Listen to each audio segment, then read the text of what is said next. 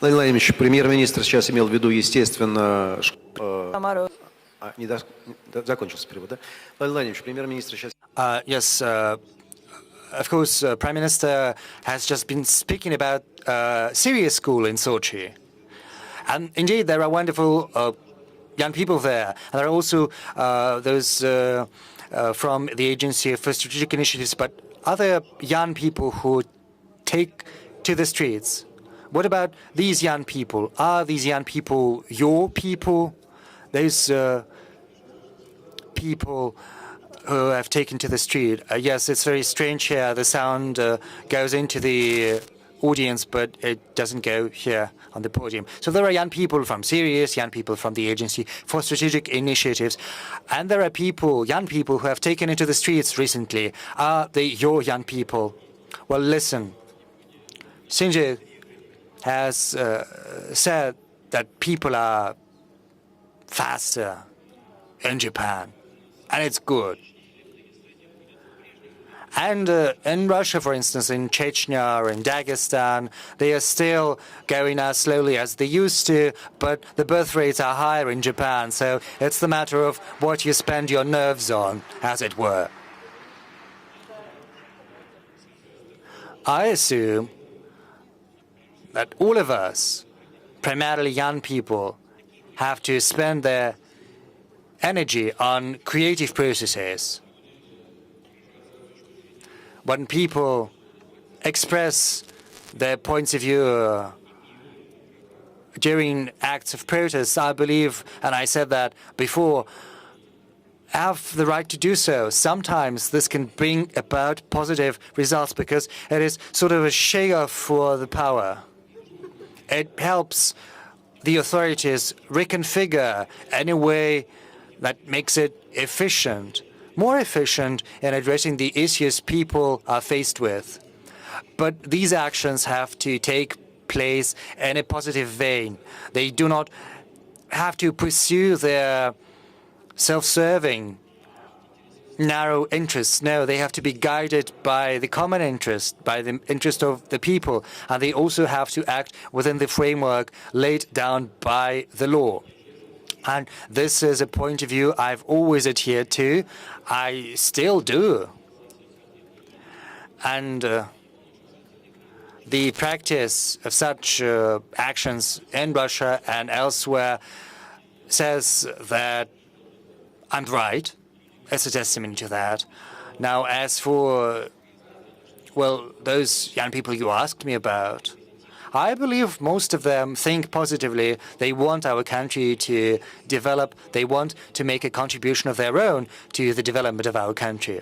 The only question is for them to find their own place in life, whereas it's up to the authorities to do everything in their power for young people to be able to find themselves and to make the maximum contribution they can to a creative development of their country. Young people are very energetic, very dynamic, very active, but I reiterate, it has to be done within the framework of the law. And I'm confident that many people who are in the politics are going to be in great demand in future as well.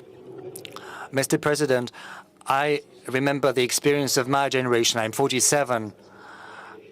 Guys and I, in the 1990s, early 90s, we went to different rallies. As I remember one rally against Article 6 of the Constitution. There were students and I, and we went against that article saying that the Communist Party was the core of the political system. But when we approached Zubovsky Boulevard, we were very close to the rally, and I think there were several hundreds people, and we went to the Politburo to retire. And, well, it turned out when we went to the rally that it was very easy to lead young people astray.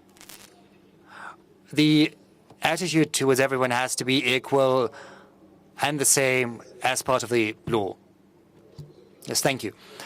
Now, we spoke about some security issues. And I'd like to ask something about politics. I saw the audience and I saw Mr. Medvedchuk, and I remembered the announcement of President Zelensky, who said that the Party of Life was getting foreign funding. Did you see this announcement? What's your attitude to that? No, I didn't see that announcement, but if it did take place, then it says that the current authorities in Kiev run the risk of encountering the same problem, of making the same mistake that was made by the previous government in the person of previous President Mr. Poroshenko. If the current authorities begin their political path from and by persecutions against the opposition, nothing good is going to come out of this. As far as I understand, there is opposition in the parliament, which wields a great deal of support and trust of the voters, which was confirmed during the elections. So it would be very strange if the authorities decided to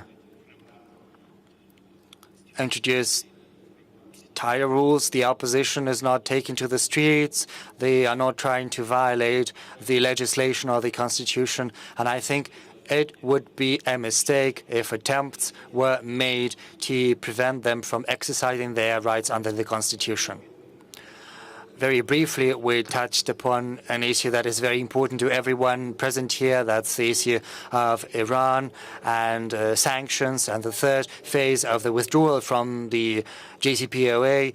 Prime Minister Abe, recently you've been to Iran. Incidentally, it was very interesting to see this picture, this image of the Japanese side and the Iranian side on the other side. It was not a coincidence that you went there. So what do you think about this future of the JCPOA? What are your relations with the countries involved in this discussion and this conflict, which is also related to the freedom of navigation? So what's the way out? 日本はまずこの核合意については支持をする立場であります。 As for Japan, then we have long talked to the US that we have our very own opinion.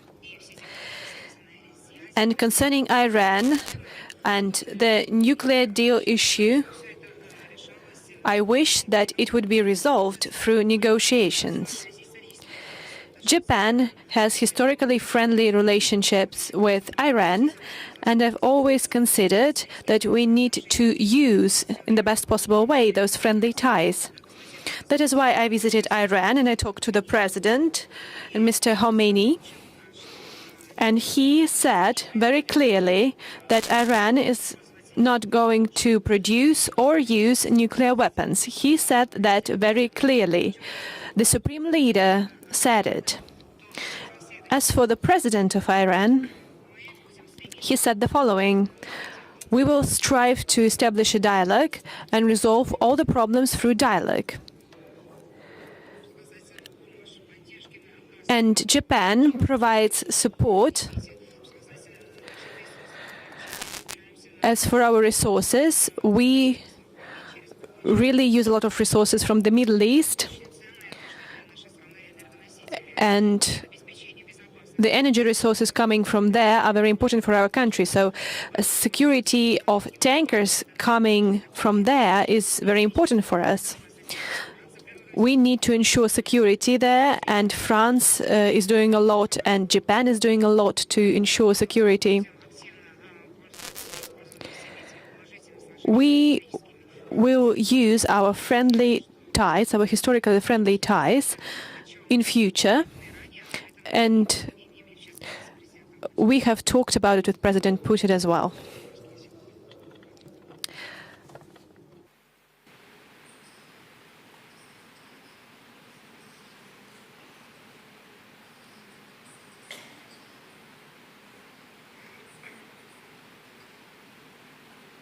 Если иногда теряется перевод здесь через два языка, насколько мне известно, я повторю на всякий случай свой вопрос, чтобы переводчики успели.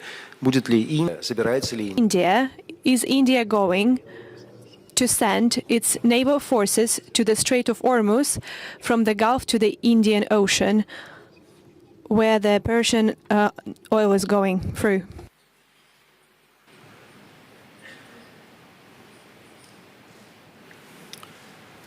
Bharat का इतिहास दुनिया के सामने है। UN का जो peace keeping force है उसमें सबसे अधिक योगदान करने में भारत की बहुत बड़ी भूमिका रही है। तो भारत के सैनिक हमेशा पीस कीपिंग फोर्स के अंतर्गत ही काम करने के आदी रहे हैं। आज तक हमने कभी भी आज़ाद भारत ने ऐसी कोई प्रवृत्ति नहीं की है। ये सही है कि प्रथम और दूसरे विश्व युद्ध में, जो कि न ही हमारा एजेंडा था न ही हमारा मिशन था, लेकिन दो विश्व युद्ध में भारत ने करीब 1.5 लाख लोग हमारे शहीद हुए हैं। हमारा हज़ारों साल का इतिहास है। भारत कभी भी इस प्रकार की प्रवृत्तियों से जुड़ा हुआ नहीं है। लेकिन जहाँ तक हमारे एनर्जी सिक्योरिटी का सवाल है, हम अधिकतम ईरान पर डिपेंडेंट रहे हैं हमारे एनर्जी सिक्योरिटी के लिए। लेकिन पिछले दिनों वहाँ की जो समस्या हुई उसका साइड इफ़ेक्ट हम पर न हो, इसलिए हमने हमारी एनर्जी सिक्योरिटी को कोई तकलीफ न हो, हमारे जहाज़ों को कोई तकलीफ न हो, उनकी सुरक्षा की व्यवस्था हमने करके रखी हुई है। और वो सिर्फ भारत के हमारे जो ऑयल टैंकर हैं उसकी सुरक्षा की व्यवस्था है। हमने किसी को टारगेट करना या किसी की व्यवस्था में दखल देना, न ये हमारा लक्ष्य है, न हमारी योजना है, और न ही दुनिया में कोई हमारे इस विषय को लेकर के कोई नेगेटिव चर्चा करता है। Владимир Владимирович, что с российским военным? So, Mr. Putin, what about Russia's military presence? Because in Soviet time it used to be the case. Considering the development of our navy and our military forces, this is not a problem for us, but it's not about that. We need to make all actions efficient and for them to bring about peaceful resolution and greater security and safety in the region and the Strait of Hormuz. Several years ago, Russia presented an initiative to create an international mechanism with the participation of all the interested countries in the region and all those wanting for those routes to function properly, involving Russia, the US, and Asian countries. In future, we could even create a special international organization to resolve any issues arising there. We are discussing that with my colleagues, including with our Chinese partners and with our partners from other countries. We'll see what it will lead to, but Russia is interested for the situation to become less tense, and all actions should lead to a calmer situation and to resolve the issues around the Iran nuclear program based on the previously adopted international documents, which were confirmed by the relevant resolutions of the Security Council of the UN. In this case, the last question regarding security, there's an interesting change in the world. Considering the UK, US, there are 3 countries in NATO, but there's also Russia, India, and Pakistan in another organization, but a lot depends on various agreements when it comes to strategic stability. In your address to the Federal Assembly 2 years ago, you talked about new types of weapons, the supersonic weapons, hypersonic weapons. Could they become a part of a greater deal with the Americans?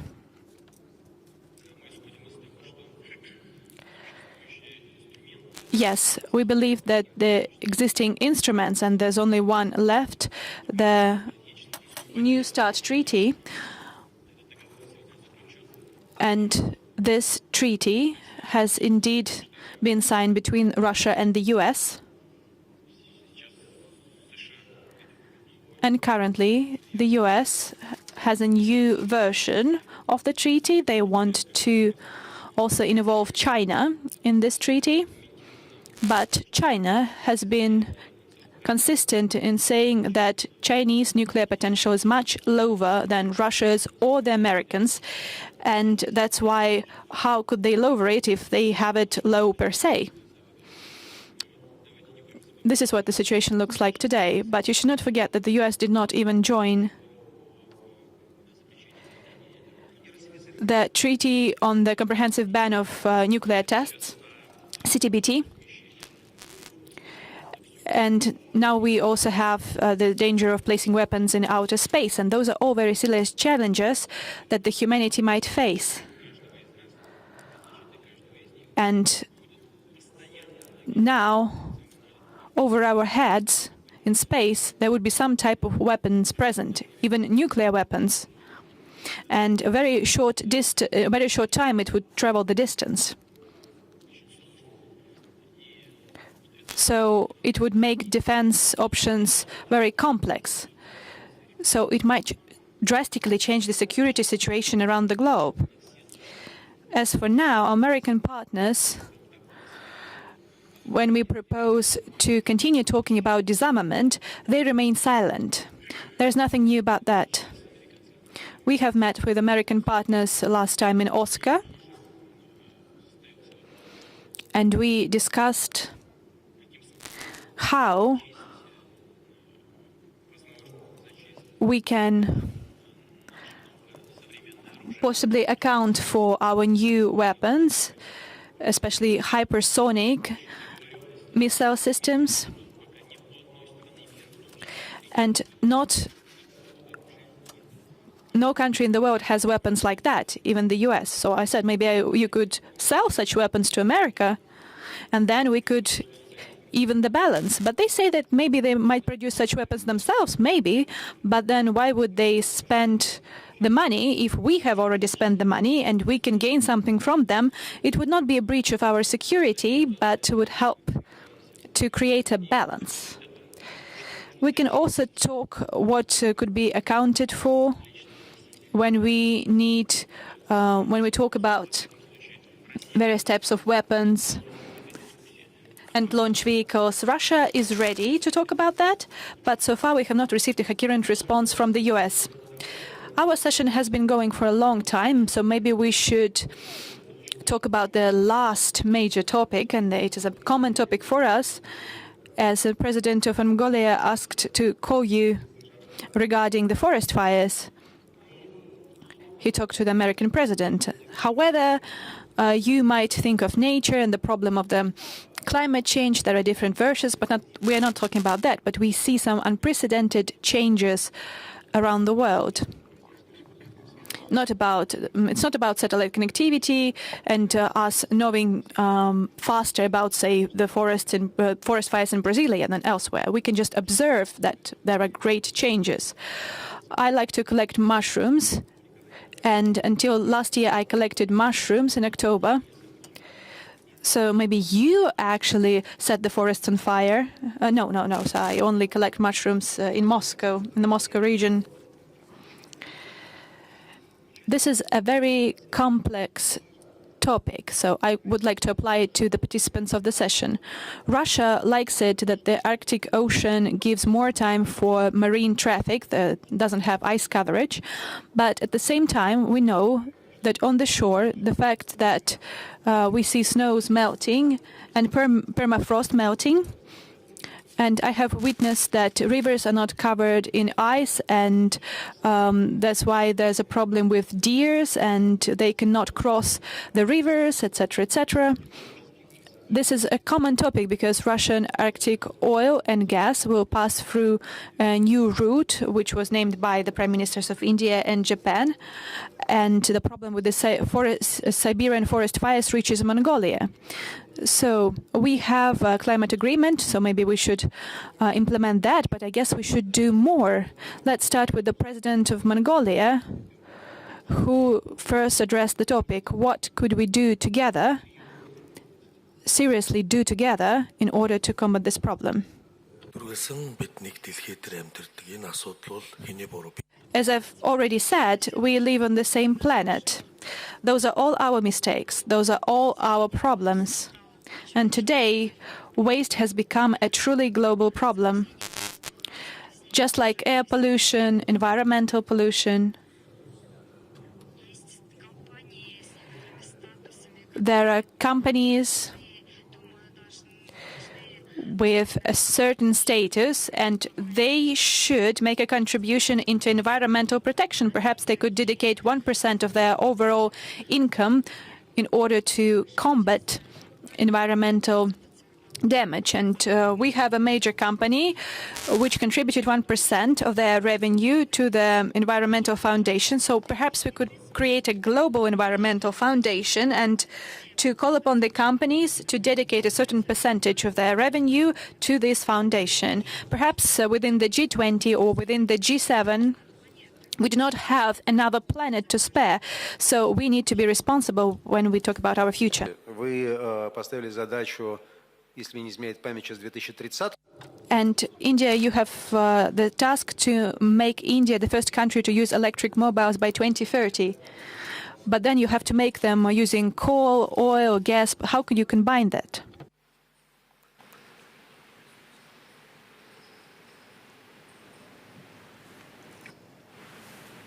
मैं मानता हूँ इस forum में जलवायु परिवर्तन की चिंता होना बहुत स्वाभाविक है और ज़रूरी भी है, और मैं आपको बधाई देता हूँ कि आपने इस महत्वपूर्ण मुद्दे को स्पर्श किया है।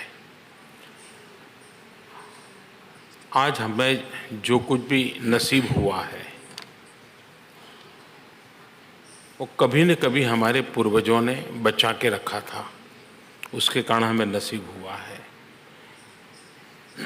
इंसान के नाते विश्व के किसी भी कोने में क्यों न रहते हो, हमने भी हमारी भावी पीढ़ी के लिए कुछ बचा के रखना होगा, उनके लिए विरासत में देकर के जाना होगा, ताकि वे भी सुख चैन की ज़िंदगी जी सके। महात्मा गांधी ट्रस्टीशिप के सिद्धांत की चर्चा करते थे और वो हमेशा कहते थे, और उसी स्पिरिट से हमने भी सोचना चाहिए कि हम एक पृथ्वी के ट्रस्टी हैं। हमें हमारी उपयोगिता से अधिक किसी भी से छीनने का अधिकार नहीं है।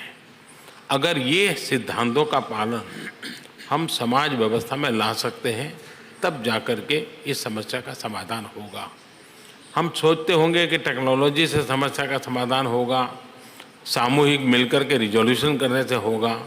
ये सबसे बड़ा हर इंडिविजुअल नागरिक के बिहेवियरल चेंज से जुड़ा हुआ विषय है, और उसमें एक सेंसिटिविटी होनी चाहिए कि उस दिशा में जाएं। हमने उस टेक्नोलॉजी को विकसित करना होगा, जैसे भारत ने COP21 में 175 गीगावाट रिन्यूएबल एनर्जी का लक्ष्य टारगेट किया, ताकि हम क्लाइमेट चेंज, ग्लोबल वार्मिंग की समस्या में कुछ पॉजिटिव कंट्रीब्यूशन करें, ताकि भविष्य में दुनिया को तकलीफ ना हो। आज मुझे गर्व से कहना है कि 175 गीगावाट में से हम काफ़ी मात्रा में सोलर एनर्जी की ओर शिफ्ट कर गए, काफ़ी हमने कंट्रीब्यूशन किया है, और जो टारगेट हमने तय किया है 2022 तक 175 गीगावाट रिन्यूएबल एनर्जी का, वो हम पूरा कर लेंगे। जहाँ तक मोबिलिटी का सवाल है, दुनिया को अभी से सोचना होगा कि हम इलेक्ट्रिक व्हीकल की तरफ, मोबिलिटी की तरफ कैसे ध्यान दें। लेकिन अगर मैं व्हीकल पर बल देता हूँ तो एक मार्केट और बिजनेस उसकी तरफ जाता है। हमारा फोकस है क्या भारत इलेक्ट्रिक व्हीकल के लिए बैटरी, और वो भी सोलर सिस्टम से रिचार्ज हो ऐसी बैटरी, उसका मैन्युफैक्चरिंग हब बन सकता है क्या। और इसलिए हमने हमारी जितनी भी नीतियां बना रहे हैं, उस नीतियों के केंद्र बिंदु में हम पहले प्रमोट करना चाहते हैं बैटरी का निर्माण। एक बार जैसे मोबाइल फ़ोन इसलिए पॉपुलर हुआ क्योंकि धीरे धीरे उसकी बैटरी छोटी होती गई और उस बैटरी की ताकत भी बढ़ती चली गई, 12 घंटे, 24 घंटे, 36 घंटे। उसके कारण मोबाइल फ़ोन की अफोर्डेबिलिटी बढ़ गई। वैसा ही इलेक्ट्रिक व्हीकल में भी बैटरी सबसे बड़ी महत्वपूर्ण विषय रहेगा। और एक मेरा मिशन और है भारत में क्लीन कुकिंग का। हमारे यहाँ करीब 250 फैमिलीज़ हैं, घर है जिसको कहें। 250 मिलियन अगर हमारे यहाँ ये है तो मुझे 250 मिलियन घरों के लिए क्लीन कुकिंग के लिए मैं सोलार सिस्टम से चलने वाली एनर्जी सिस्टम डेवलप करना चाहता हूँ। उनके लिए उसा बैटरी व्यवस्था विकसित करना चाहता हूँ ताकि सोलार सिस्टम से एनर्जी स्टोरेज भी हो और उसी से कुकिंग भी हो, ताकि हम एनवायरनमेंट को बहुत बड़ी मदद कर सकते हैं। मैंने इस क्षेत्र में काम करने वाली कंपनियों को चैलेंज रूट पर आने के लिए इनवाइट किया है। आप कल्पना कर सकते हैं कि 250 मिलियन इस प्रकार की बैटरियां ना बहुत बड़ा मार्केट है। अगर इस मार्केट को ध्यान में रखें तो कार मैन्युफैक्चरिंग के मार्केट को भी बहुत बड़ा उसके कारण एक प्रकार से क्रॉस सब्सिडाइज हो जाएगा। तो हम उस पर भी बल दे रहे हैं। लेकिन ये बात सही है कि मोबिलिटी के क्षेत्र में ये बहुत बड़ा बदलाव अनिवार्य है।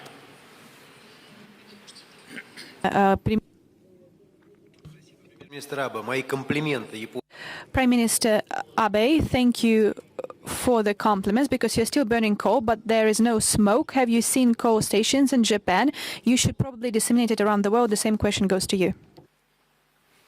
石炭については、この CO2 排出を削減する上でいろんな理論があるのは承知をしておりますが、しかし実際に石炭は世界に広く分布をしておりますし、インドや中国をはじめ新興国にとっては貴重な値段の安いエネルギー源であることは事実であります。今、お話があったように、日本の火力発電分野におけるこの技術、例えば、排熱利用や高温ガスタービンなどの技術によってですね、世界で最も高い効率を実現しています。Japanese coal technologies are at the highest level. And in thermal stations, we have a standard 20% higher than around the world. And if we would use our technologies for fast-growing economies, then we could reduce the CO2 emissions. And also in the future, we're going to use gasification and fuel elements, by this raising the efficiency by another 40%. And from the point of view of implementing the carbon-free society, we need some breakthrough innovations to do that. And in this particular regard, the key role will be played by hydrogen, which will not emit CO2. And in this regard, Japan, for the first time in the world, implemented these cars based on fuel element. And now in Fukushima, we are building a plant that will produce hydrogen. That is a major plant, the biggest plant. And next year, during the Olympic Games and Paralympic Games, we're going to use this hydrogen to control cars. The biggest issue with hydrogen is the high cost of it. But we have some long-term strategy that envisages lowering cost of hydrogen down to the level of natural gas by 10 times. We also have some plans of introducing technologies for the CO2 waste management, including artificial photosynthesis technologies. Therefore, Japan will be one of leaders in terms of innovation using the current technologies and state-of-the-art technologies. Лучшее у всех на эту тему. Вот тут действительно. So it's a good thing that you've raised this issue. We've heard many times today some things that you were consonant about. What is the much promising history in in Asia. So environmental protection. Yes, environmental protection is closely interlinked with energy. That is something that we've been talking about. Global warming also impacts Russia, among other countries. I mentioned it at G20 summit. Here in Russia, according to our data, according to international experts, the warming is moving at 2.5 times quicker than on the planet in general, and this poses a certain threat to us. First and foremost, in the north, where you were right to mention that the settlements are built on permafrost, and an issue occurs of what we are to do about that. But we support all the international efforts in this area. As you know, we've supported the Paris Agreement. We assumed rather considerable obligations to reduce emissions by about 70% from the base 1990 level, from the baseline level. By the way, the EU countries assumed a more modest obligation from the same, compared to the same baseline year. They assumed to reduce emissions by 60%. And by the way, we were talking about electric cars. Just now, the international organizations have recorded for the first time in history a drastic downfall in the sales of electric cars. There are certain reasons for that. But not only global warming is responsible for all the environmental issues that we have.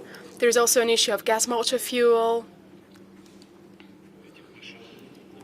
A lot of cars are used in big cities. They use this fuel. They use all sorts of fuel, including carbons,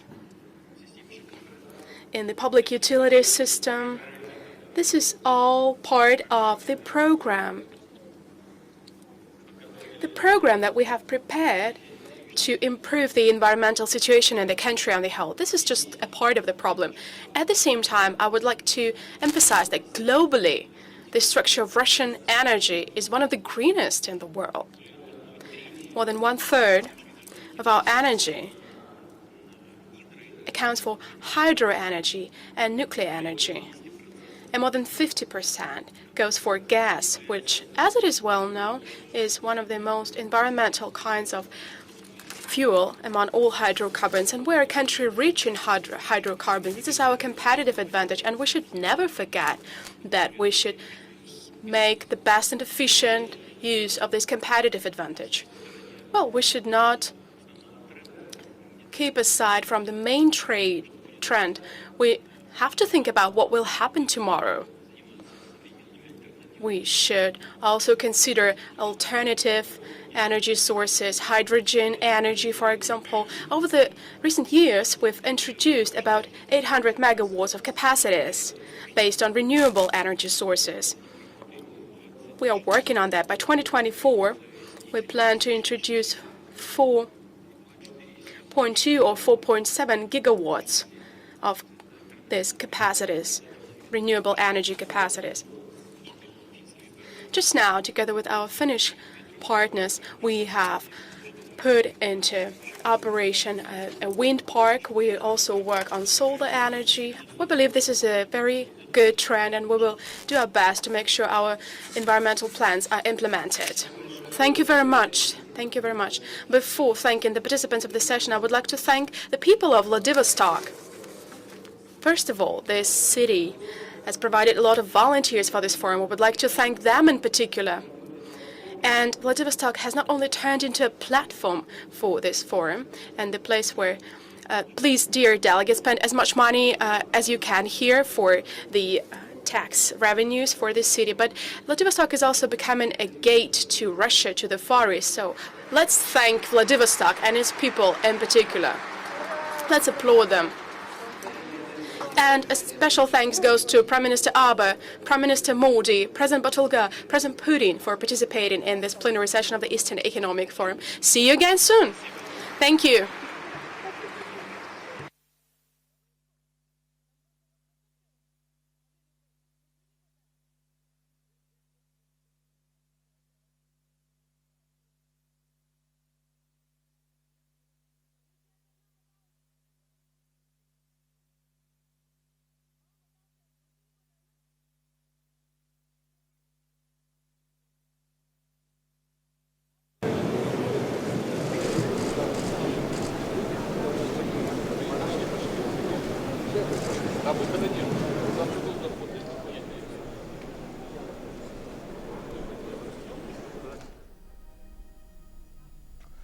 So that was an open session at the Eastern Economic Forum in which the Japanese Prime Minister, of course, Prime Minister Modi, Russian Russian President, who is of course the host, and the Mongolian Prime Minister were participating. This was essentially discussing how to make the region stronger, how to increase trade linkages, exchanges with business leaders from across the world, talking essentially about how the region can cooperate. President Putin's focus primarily is on the far east of the region, and at this far east part of his country. And this Eastern Economic Forum is trying to achieve that. And it's not just an economic partnership, it can have strategic concerns as well. But the focus of this particular session was how to increase trade linkages where the governments coordinate along with the businesses and put a regulatory framework in place, a policy framework in place to push business-to-business linkages for the development of the region, be it in diverse sectors of health, be it in timber, be it in mining, be it in education, trying to bring a sort of inclusive growth and gain economic benefits. All countries pitching in with their respective areas of expertise, their areas of advantage, skill development another, and engaging, allowing a business to business. India for the first time has extended $1 billion a line of credit to